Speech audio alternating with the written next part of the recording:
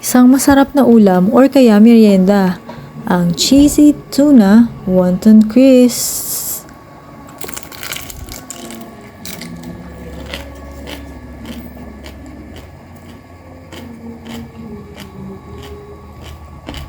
Kaya tara na at lutuin na natin ito.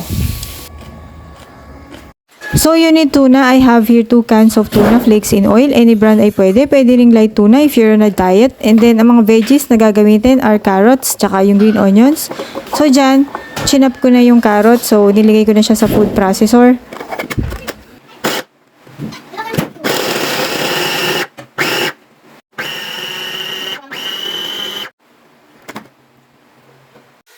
And then kinat ko na yung green onions.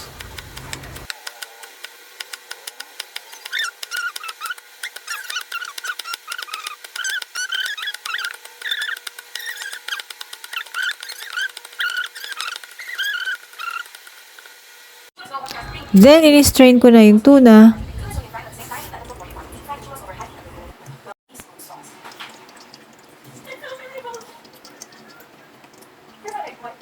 So, in-strain ko dyang mabuti para matanggal na lahat ng sabaw ng tuna.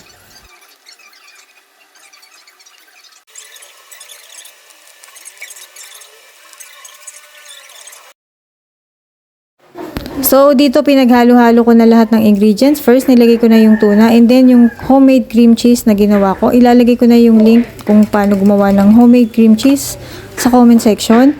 And then, green onions and then carrots. Homemade cream cheese ang ginamit ko rito. Syempre, para makatipid, di ba? Pwede rin namang bumili kayo ng cream cheese. Ang cream cheese na 1 bar is 150 plus, ganun.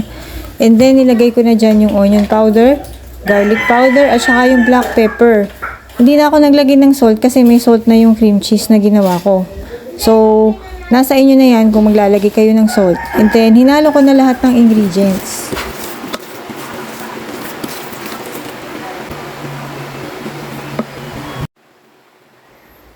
Tapos, meron ako ditong molo wrapper.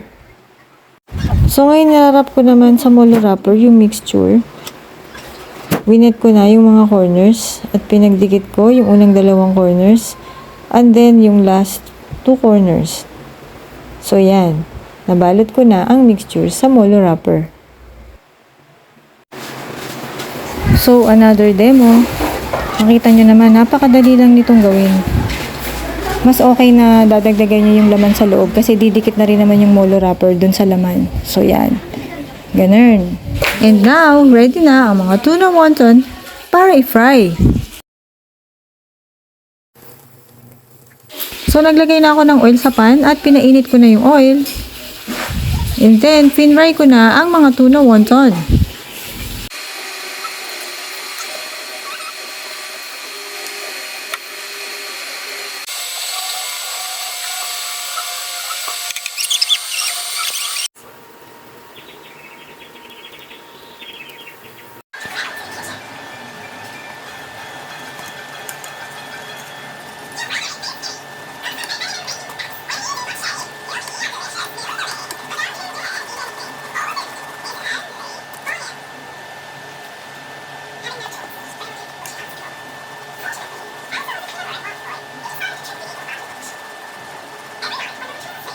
So now, ready na ang tuna wonton crisps with sweet and sour chili sauce na napaka-crispy.